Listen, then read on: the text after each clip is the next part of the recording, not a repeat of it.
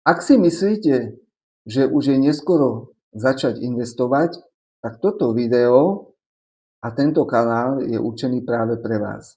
Takže vítajte na kanáli Creative Life and Finance, po slovensky Kreatívny život a financie.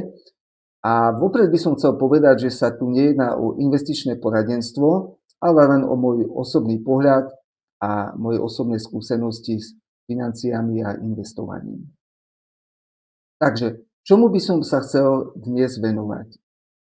Základom investovania, to znamená, čo je to investovanie a prečo by investovanie malo zaujímať každého dospelého človeka. Takže keď hovorím o tých osobných skúsenostiach, poviem, že ja som sa začal zaujímať o investovanie zhruba vo veku 30 rokov.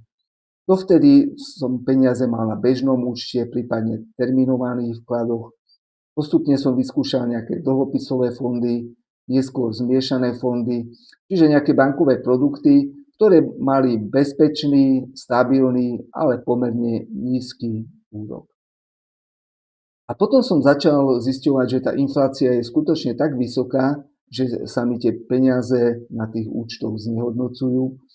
A začal som uvažovať o možnostiach, ako nechať tie peniaze pracovať lepšie. Čo je vlastne podstatou investovania? Odložiť si časť peňazí dnes tak, aby som ich v budúcnosti mal viac. Ešte raz. Odložiť si časť peňazí dnes tak, aby som ich v budúcnosti mal viac. Nič zložité, je to celku jednoduché. A do čoho sa dá všetkého investovať? Investovať sa dá do akcií, dlhopisov, ETF fondov, kryptomien, nehnuteľností. Čo sú to vlastne akcie?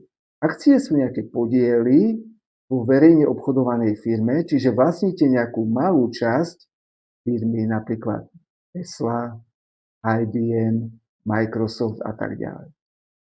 Čo sú to ETF fondy?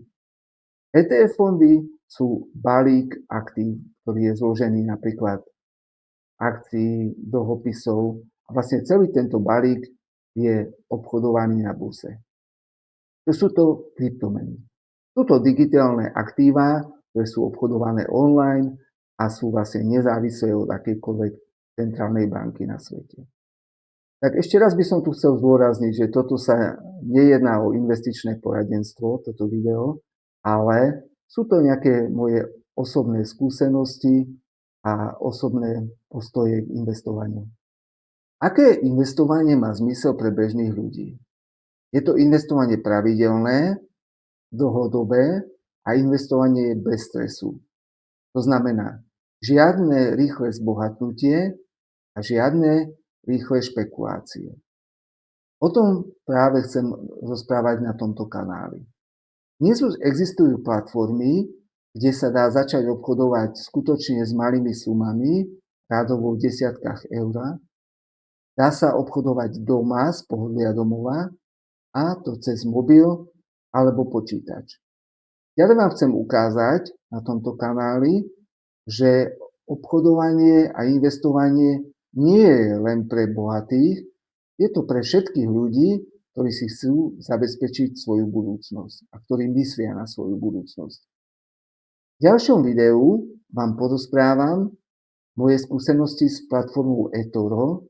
Určite ste počuli názov eToro. A je to platforma, ktorú osobne používam a mám s ňou skúsenosti.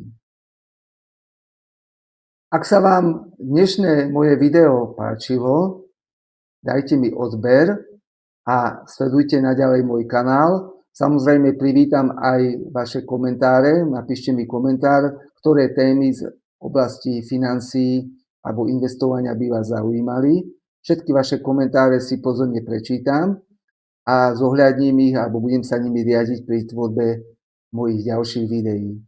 Takže dneska ďakujem za pozornosť a vidíme sa pri mojom ďalšom videu.